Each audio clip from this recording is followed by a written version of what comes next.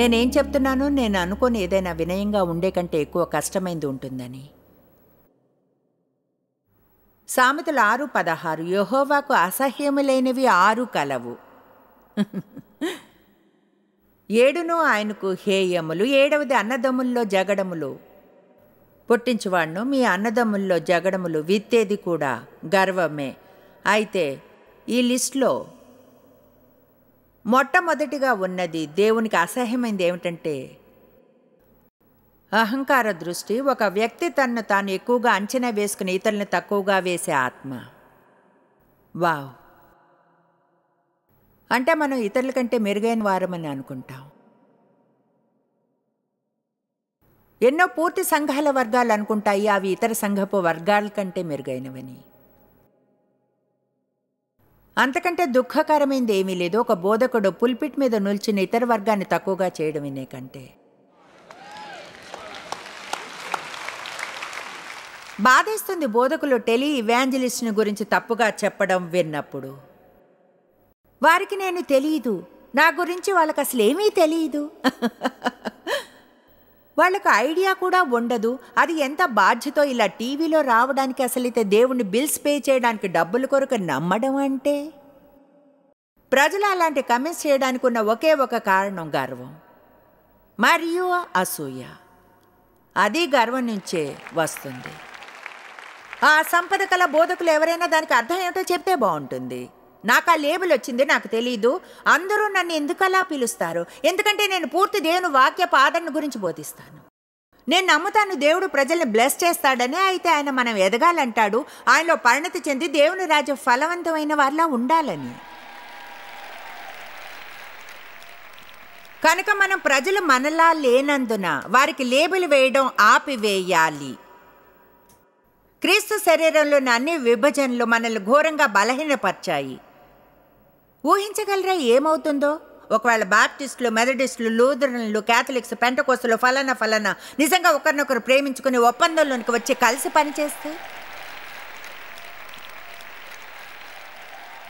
ఐకమత్యంలో నిలవగలం, విడిపోతే పడిపోతాం. ఎందుకు విభజించబడ్డాం? గర్వం.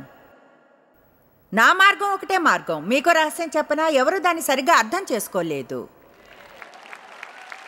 మనం మన సిద్ధాంతాలను గురించి కొన్ని విషయాలను తెలుసుకుంటాం పరలోకానికి వెళ్ళినప్పుడు.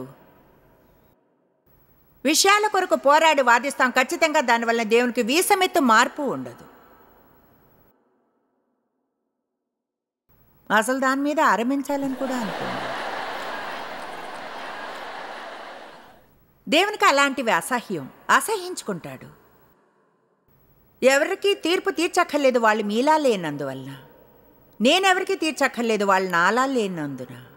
ఒకవేళ గమనించుకుంటే దేవునికి వెరైటీ అంటే ఇష్టం. మనందరికీ మన సొంత కొంత బ్రాండ్ వింత అనేది ఉంటుంది. Hello, my goodness. మత్తయి 11 ఎంతో అందమైన అధ్యాయం. చెప్తుంది, ప్రయాసపడి భారం మోయిచున్న సమస్త జనులారా నా వద్దకు రండి, నేను మీకు విశ్రాంతినిచ్చేదను. నేను సరళం చేసి విడుదలనిచ్చి మీ ప్రాణాలకు సేద తీర్చేదను. నేను సాత్వికుడను, దీన మనస్సు కలవాడును కనుక మీ మీద నా కాడి ఎత్తుకుని నా వద్ద నేర్చుకోండి, మీ ప్రాణములకు సేద తీర్చి తాజాగా చేసేదను, ఆశీర్వదించేదను, అప్పుడు మీ ప్రాణములకు విశ్రాంతి దొరుకును. ఏమిటో చెప్తాను, గర్వపు చెడు కేస్ మీకు కష్టంగా ఉంటుంది. ఎందుకంటే సమయాన్నంతా తీర్పు తీరుస్తూ, విమర్శిస్తూ, ప్రతిదాని గురించి మీరే రైట్ అని, ప్రతిదాని గురించి మీకు అభిప్రాయం ఉండాలని ఎక్కువగా మాట్లాడుతూ, మీరు అనుకునేది అందరికీ చెప్పడం, అనుకునేది ఆలోచించేది, అనుకుంటా. నేనేమనుకుంటానో చెప్తాను, ఏమనుకుంటాను. తెలుసా, అప్పుడప్పుడు కొంతమంది బోధకులతో కలిసి లంచ్కి వెళ్ళేదాన్ని. ఏళ్ల క్రితం తెలుసుకున్నాను ఏమనంటే, మనం సరిగ్గా తినలేం కూడా అని ఇతరులు ఏం చేస్తున్నారో చెప్పడానికి ట్రై చేస్తుంటే, ఇది చేస్తున్నా, అది చేస్తున్నా, మా చర్చి ఇది చేస్తుంది, అది చేస్తుంది, ఫలానా. ఒకరోజు అనిపించింది, లంచ్కి వెళ్ళినప్పుడు ప్రభు ఇలా అన్నాడు, ఇప్పుడు నువ్వు ఒక్కటి కూడా మాట్లాడకు, ఎవరైనా ఏం చేస్తున్నావో అడిగేంతవరకు. లంచ్ చివరిలో తెలుసుకున్నాను, వాళ్ళకి నాలో వేసమెత్తు కూడా ఆసక్తి లేదు. ఎవరికి పట్టలేదు ఏం చేస్తున్నాను. ఎక్కువగా మనం కలిసినప్పుడు ఒకరినొకరిలో ఆసక్తిని చూపం, మనం ఇంప్రెస్ చేయాలనుకుంటాం. బాగా బోధిస్తున్నాను.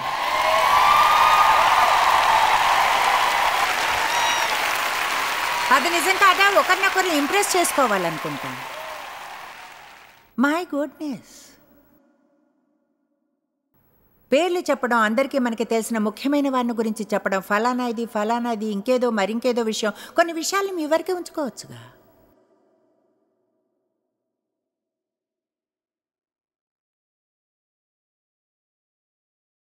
మొదటి పేతురు 5:5. అలాగనే చిన్నపిల్లలారా, తక్కువ హోదా కలవారు, దానర్థం ఎవరి క్రిందన ఉన్నారని కాదు, అంటే మీరు మరెవరికంటేనో వేరైన హోదాలో ఉన్నారు అని. మీరు పెద్దలకు లోబడి ఉండడి, పరిచారకులు, సంఘపు ఆధ్యాత్మిక గైడ్స్ అందరూ తమ పని తామే చూసుకోవాలని అనుకుంటారు. ఏ విషయంలో అయినా సంఘంలో సరిదిద్దబడితే ముందుగా మీరు చేసేది వెళ్ళడానికి మరొక చోటును వెతుక్కోవడం. ఒకవేళ ఎవరైనా మిమ్మల్ని మొదటి వారంలో హోదాలో ఉంచకపోతే, ఎందుకంటే మీకెంతో టాలెంట్ ఉంది, వాళ్ళు మిమ్మల్ని యూజ్ చేసుకుంటున్నారు. Oh my gosh. దేవుని బలమైన హస్తముల క్రింద లోబడి ఆయన్ని పైకి లేపనివ్వండి, హెచ్చింపనివ్వండి. నాకు గుర్తుంది, బోధించడం ఆరంభించినప్పుడు తెలుసా, దేవుడి పనికి నాకు వరాన్ని ఇచ్చాడు. నేను తెలుసా ఎప్పుడు బోధిస్తూ ఉండగలను, బాగా బోధించగలను. వరాన్ని పొందిన కమ్యూనికేటర్ని తెలుసా. నేను ఒక హోమ్ బైబిల్ స్టడీని బోధిస్తున్నా, 20-25 మందికి, 30 మంది వస్తే పెద్ద గుంపే. నేను చేస్తుంది అంతే. అయితే నేను అప్పుడు ఇప్పట్లానే బోధించగలను, అయితే నాకు ఎలాంటి సెన్స్ లేదంతే. ఇప్పుడు ఏమైనా చెప్తే మీరు అనుకుంటే గతంలో అప్పుడు విని ఉండాల్సిందే. బైబిల్ని బోధించడం ఆరంభించినప్పుడు నిజాయితీగా దేవుని సత్యాన్ని చెప్తున్నాను. నేను మా హాల్లో క్రింద కూర్చుని పొట్టి షార్ట్స్ వేసుకునేదాన్ని, ఎంత పొట్టుగా దొరికితే అంత. అక్కడ కూర్చుని సిగరెట్ పొగ అందరి ముఖాల మీద వదులుతూ వాక్యాన్ని బోధించేదాన్ని.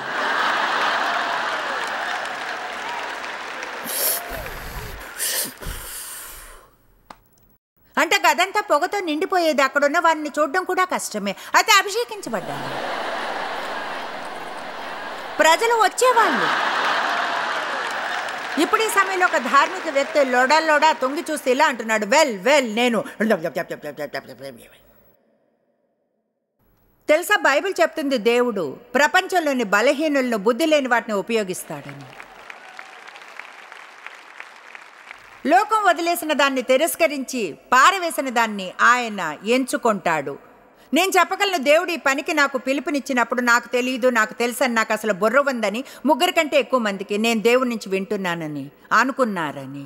ప్రజలు నన్ను చూసి నవ్వేవారు, నన్ను తిరస్కరించేవారు, అనుభవం లేనట్లున్నందున.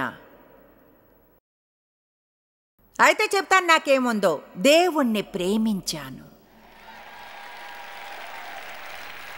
నేను దేవుణ్ణి ప్రేమించాను. ఎలా అంటే అది గట్సీగా ఉండేదాన్ని. నేను బయటికి వెళ్ళి ట్రై చేసేదాన్ని. నిజంగా అవును, నిజమే. నేను పొట్టి షార్ట్స్లో బోధించడం లేదు, సిగరెట్ పొగ అందరి మీద వదలడం లేదు. దేవుడు ఆ విషయం గురించి ఆయన సమయంలో నాతో డీల్ చేశాడు. ఎక్కువ సమయం పట్టలేదు. ఆ విషయాలన్నీ నా గత జీవితంలోనివి. ముందుగా బోధించడం ఆరంభించినప్పుడు నాకు జ్ఞానం లేదు, అర్థం కాలేదు దేవుడు ఎందుకు వేగంగా పదోన్నతిని ఇవ్వడం లేదని.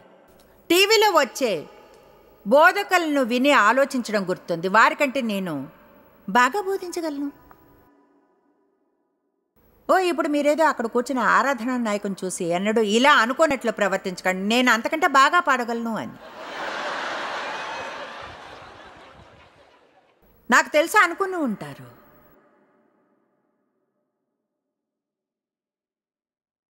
అంతకంటే మెరుగ్గా ఏమీ తెలీదు. నేను అనుకుంది దానికి కారణం వరం అని. అది తెలుసుకోవడానికి ఇంకొన్నేళ్లు పట్టింది. దేవుడు ఎంతో మందికి వారిని ఎక్కడికో తీసుకుని వెళ్ళే వరాన్ని ఇస్తాడని. అయితే దాన్ని కాపాడుకోవడానికి కావలసినంత స్వభావం ఉండదు.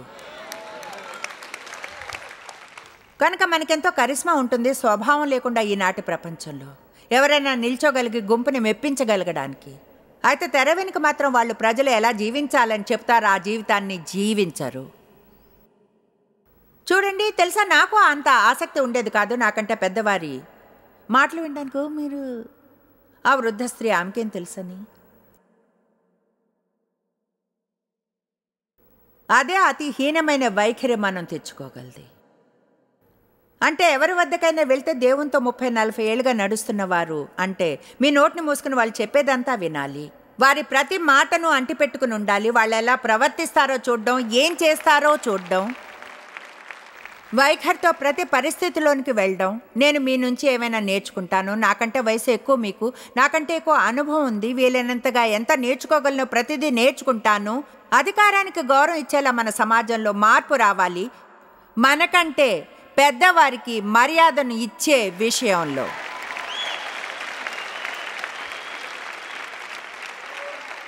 దేవుడు ఎవరి ద్వారా అయినా బోధిస్తాడు. ఒక బిడ్డ ద్వారా బోధిస్తాడు. ఆయన ఒక ప్రవక్తతో, ఒక గాడి ద్వారా మాట్లాడాడు. ఎందుకంటే మొండివాడు వేరే విధంగా అర్థం చేసుకోలేదు. గర్వం అనేది ఘోరమైంది. అది దేవుడు మీకోసం వచ్చిన పరిచర్ని తీసివేయగలదు. మీ జీవితంలో ఆయన ప్రేరేపణలకు దూరంగా ఉంచుతుంది. అయితే దాన్ని దేవుని దయాకృపల వలన జయించవచ్చును. కనుక చిన్నపిల్లలారా, మీరు పెద్దలకు లోబడి ఉండి పరిచారకులు మీ సంఘ ఆధ్యాత్మిక మార్గదర్శకులకు. దాని అర్థం వారు జీవితంపై అధికారం చేస్తారని కాదు. నా మాటలకు అర్థం అది కాదు. గౌరవంగా ఉండండి. వారికి తగ్గ మర్యాదనిచ్చి వారి ఆదరణకు పాత్రలు అవ్వడం. అందరూ దీన మనస్సు అను వస్త్రమును ధరించుకోండి. చెప్తుంది దీన మనస్సుని ఒక వస్త్రంగా ధరించమని. దాని అర్థం ఎల్లప్పుడూ తల వేళ్లాడేసుకుని తిరగమండం కాదు. ఓ నేనేమీ కాను, ఎవరిని కాను. దీన మనసు, గర్వం ఏ చోట త్వరగా కనిపిస్తాయో తెలుసా? ప్రజల పట్ల ఎలా ప్రవర్తిస్తామో. నేను అది నమ్ముతాను. మేము ఇక్కడికి వచ్చినప్పుడు ఒక రాత్రి కొన్ని నెలల క్రితం వారు పెట్టిన ఉమెన్స్ కాన్ఫరెన్స్కి తర్వాత ఇప్పుడు ఈసారి తెలుసా, డీనో ఆయన కుటుంబం మరియు ఇక్కడున్న సంఘం ఎంతగానో ఇచ్చేవారు. మేము వచ్చినప్పుడల్లా గిఫ్ట్స్ ఇస్తారు. అయితే ఒకటి గమనించాను, ఆయన నాకు డేవ్కే కాదు గిఫ్ట్ ఇచ్చేది, మాతో వచ్చిన వారందరికీ గిఫ్ట్స్ ఇస్తారు. కారు డ్రైవ్ చేసే అతనికి, మా సెక్రటరీకి, ఆమె భర్తకి, మాతో ఉన్న ఓ 2-3 వాళ్ళు ముఖ్యం అనుకునే వారి పట్ల గమనం ఉంచిన వారంటే నాకు ఇష్టం. కమాన్ నా. అయితే అందరికీ మర్యాదనిచ్చేలా చూసుకుంటారు. బైబిల్ చెప్తుంది అందరికీ మర్యాదని ఇవ్వమని. ప్రజల్ని మెప్పించడానికి చూస్తున్నప్పుడు అదంతా గర్వాన్ని పోషించడమే. ఎన్నడూ మీరు ముఖ్యులు అని నటించే వ్యక్తి పట్ల మంచిగా ఉండి ఇతరులను పట్టించుకోని వారిలా ఉండకండి, తక్కువ వారిని. నాకు గుర్తుంది, మా సంఘంలోని హెల్ప్స్ మినిస్ట్రీలో ఉన్నప్పుడు బోధించడం లేదు, ఇంకా పరిచయం చేయడం లేదు. మమ్మల్ని పంపారు పాస్టర్ ఒక క్యాంప్ మీటింగ్కి. ఒక ఫేమస్ మ్యూజిషియన్ని తీసుకుని రమ్మన్నారు. అంటే గతంలో పేరు పొందినవాడు. ఆయన మాతో మాట్లాడేవాడు కాడు, ఎంతో కఠినంగా ప్రవర్తించేవాడు. చూడండి, అది ఎలా అంటే అది నా కళ్ళని తెరిపించింది. వీరికి మర్యాదనిస్తారు, వాళ్ళకి పెద్ద పెద్ద హోదాలు ఉంటాయి. అయితే వారితో తెర వెనుక ఉండడం అంటే ఎలా ఉంటుందంటే, అయితే ఏమిటో తెలుసా, తర్వాత ఏళ్లలో ఆయనకు ఘోరమైన కష్టం వచ్చింది. జీవితంలోనూ పరిచర్యలోనూ. అప్పటికి నాకు గుర్తుంది, దేవుడు మమ్మల్ని ప్రమోట్ చేశాడు, మా పరిచర్య ప్రసిద్ధి చెందింది. నాకు గుర్తుంది ఆయన మమ్మల్ని సహాయం అడగడం.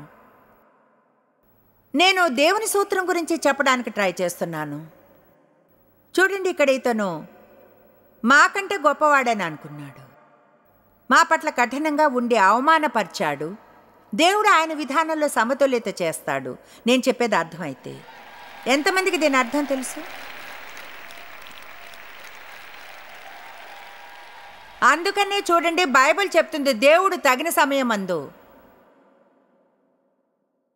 మిమ్మును హెచ్చించినట్లు ఆయన బలిష్టమైన చేతి క్రింద దీన మనస్కులై ఉండుడి, నీతిగా నిజాయితీగా ఉండగలిగేలా.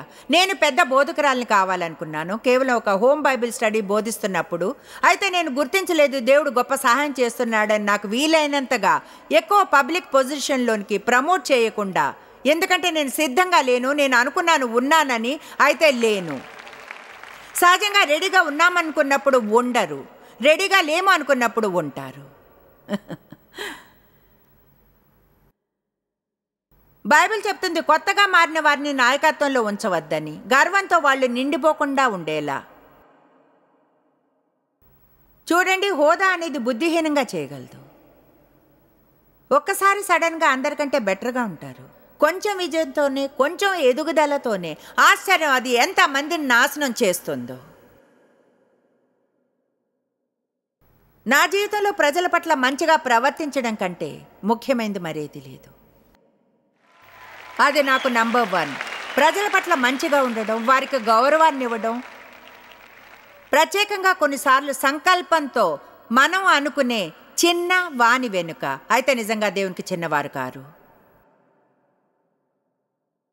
వేషధారిగా ఉండకుండా ఉండడం నాకు ముఖ్యం. నేను జీవించిందేదో బోధించకూడదని, అందరి పట్ల మంచిగా ఉండాలని ఉండనప్పుడు నాకు నేను లోబడి ఉండి వెనక్కి వెళ్ళి క్షమించమని దాన్ని సరి చేసుకోవాలి.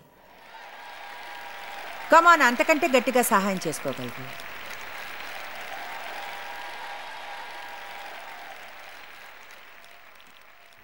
మనం ఇంకా 1 పేతురు 5:5లోనే ఉన్నాం. దీని నుంచి ఎన్నో పాఠాలు నేర్చుకోగలం. మీరందరూ ఎదుటివాని ఎడల, 1 పేతురు 5:5 చూస్తున్నాం. దీన మనస్సు అను వస్త్రము ధరించుకొని మిమ్మును అలంకరించుడి, దేవుడు అహంకారులను ఎదిరించి దీనులకు కృప అనుగ్రహించును. మై గాష్, దేవుడు అహంకారులను ఎదిరించి అవమానపరిచే తామే రైటని గర్విష్ఠులను, ధైర్యంగా ఉన్నామనుకునేవారిని, గొప్పలు చెప్పుకునేవారిని ఆయన ఎదిరించి విసిగించి వారిని ఓడిస్తాడు. అయితే కృపని ఇస్తాడు, సహాయాన్ని, ఆశీర్వాదాన్ని దీన మనస్కులకు. కనుక మీకు మీరు లోబడి ఉండండి, తగ్గించుకొని మీ అంచనాలో తక్కువగా ఉండి, అంటే ఒక వైఖరి కలిగి ఉండడం. నేను ఎవరికంటేనూ మెరుగైన దాన్ని కాదు, అందరిలానే మంచిదాన్ని, అయితే అందరికంటే మెరుగైన దాన్ని కాదు. వారికి క్రింద లేను, వారికి పైన లేను, నేను క్రీస్తులో ఉన్నాను. నేను ఏం చేయాలన్నా చేయగలను, ఎందుకంటే దేవుడు నాకు అది చేసే వరాన్ని ఇచ్చాడు. అదేదో నా సొంతం అన్నట్లు ప్రవర్తించక్కర్లేదు. అదేదో నేను చేసింది, నేను కృతజ్ఞతగా ఉండాలి అంతే. దేవుడు నన్ను చేయనిచ్చేదానికి రుణపడి ఉంటాను. దేవుడు తగిన సమయం ముందు మిమ్మల్ని హెచ్చించినట్లు ఆయన బలిష్టమైన చేతి క్రింద దీన మనస్కులై ఉండుడి. గర్వం ప్రదర్శించబడే విధానాల్లో ఒకటి దేవుడు మాత్రమే చేయగల వాటిని చేయడానికి ట్రై చేయడం. దేవుణ్ణి దేవుడుగానే ఉండనివ్వాలి. మీరు పరిశుద్ధాత్మ జూనియర్ కారు, నమ్మండి. మీ పరిచర్య వరం తప్పులెంచేది కాదు.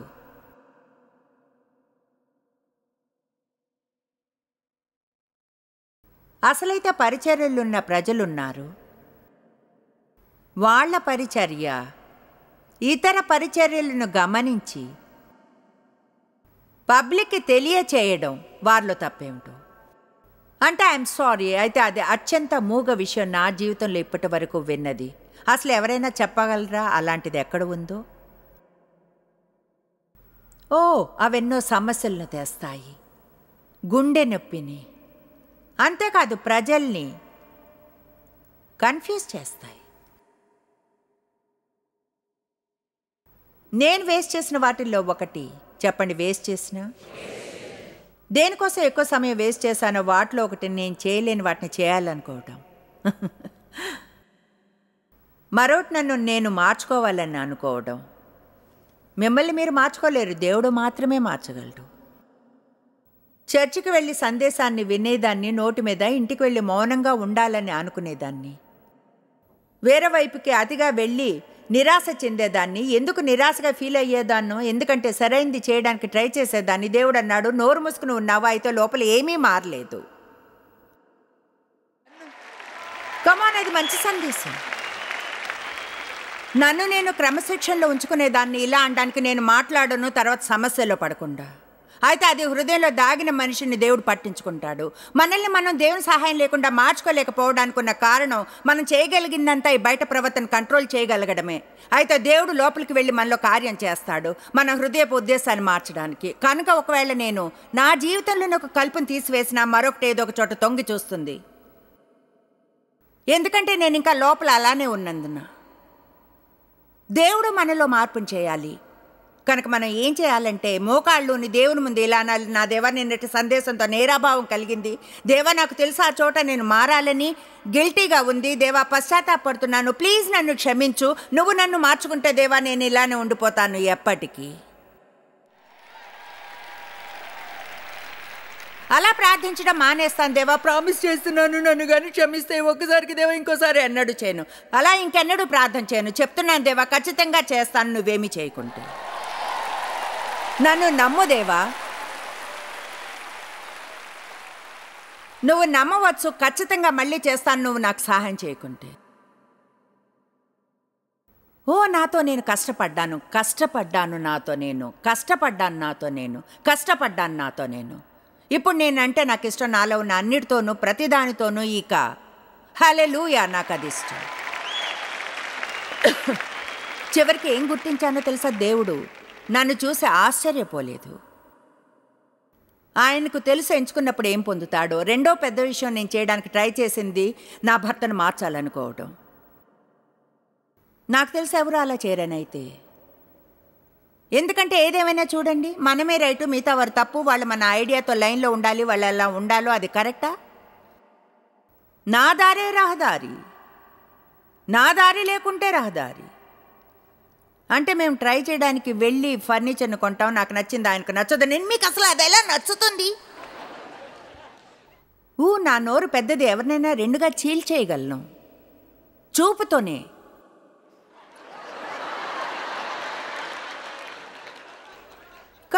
కమాన్, మీ ఉత్తమమైంది చూద్దాం. ఆ స్టూపిడ్ చూపు, ఉత్తమమైంది చూద్దాం అంటే కమాన్.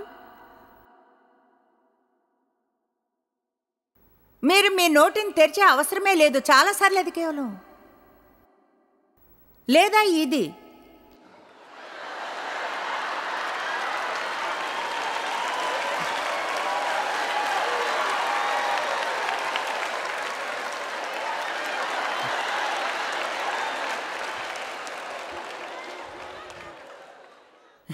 మీలోని ప్రతి ఒక్కరూ ఇలా వ్రాసున్న ఒక పెద్ద సైన్ని మీ తల మీద పెట్టుకోవచ్చును. నాకు గర్వంతో సమస్య ఉంది. బహుశా ప్రపంచాన్ని నడిపించడం నా పని అనుకుంటాను. అందరికీ చెప్పడం వాళ్ళు ఏం చేయాలన్నది ఎవరికీ నాకు తెలిసినంత తెలీదు. ఓ మై గాష్, ఎంతో వినోదంగా ఉంది. హల్లెలూయా.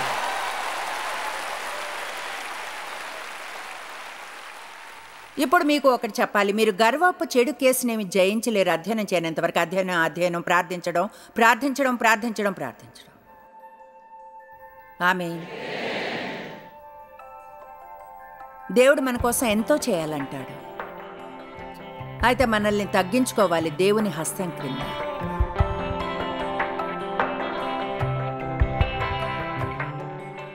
క్రైస్తవ విలువలు అన్నిట్లోనికి ఎక్కువగా వెతకవలసింది వినయాన్ని, సాత్వికం, మృదుత్వం, తగ్గింపు. ఎందుకంటే అదే యేసు స్వభావం. జాయిస్ మేయర్ మినిస్ట్రీస్లో మీరు మాకెంతో ముఖ్యులు. మిమ్మల్ని అభినందిస్తున్నాం. మా ఫ్రెండ్స్కి, పార్ట్నర్స్కి థ్యాంక్స్. ప్రపంచవ్యాప్తమైన ఈ పరిచర్య సాధ్యమయ్యేలా చేసినందుకు. అందరం కలిసి ఆకలిగొన్న వారికి భోజనం పెడుతున్నాం, బీదవారికి బట్టలిస్తున్నాం, దేశాలకు సువార్తను పంచుతున్నాం. ఈ రోజే సంప్రదించండి www.jmmindia.org. ప్రార్థనా నివేదనల్ని మాతో పంచుకోండి. మా సాధనాల గురించి తెలుసుకోండి. జాయిస్ సభల షెడ్యూల్ని తెలుసుకుని మాతో పార్ట్నర్ అవ్వండి. ప్రపంచమంతా క్రీస్తు ప్రేమను పంచడానికి.